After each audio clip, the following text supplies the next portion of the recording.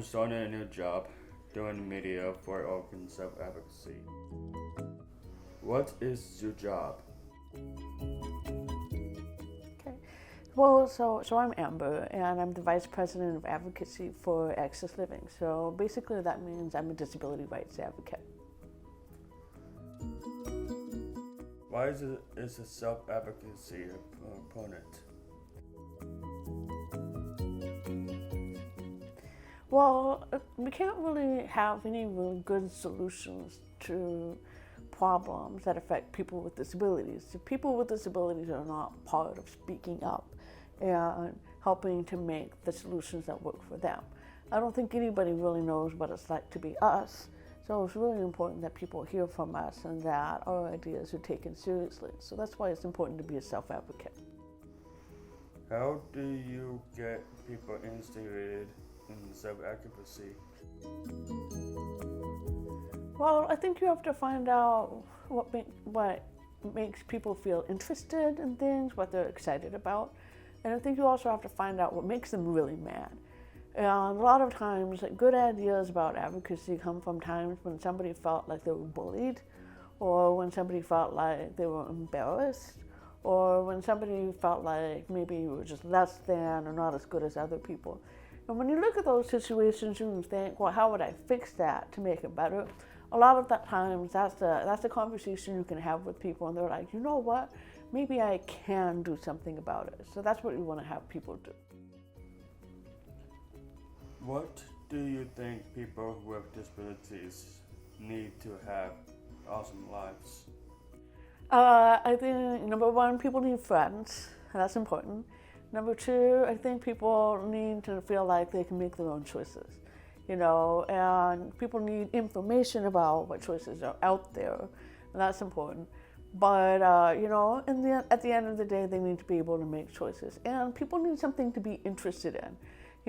Having a boring life kind of sucks, right? So you want to have different things that you think are interesting and that are part of your everyday life. What's your passion? My passions include things like cooking, traveling, and spending time with family and friends, seeing people be empowered to try something they never did before. I think also, in general, being passionate about, like teamwork. Teamwork makes me really happy when I'm working with really great people. I am a superhero fan. What superpower would you like?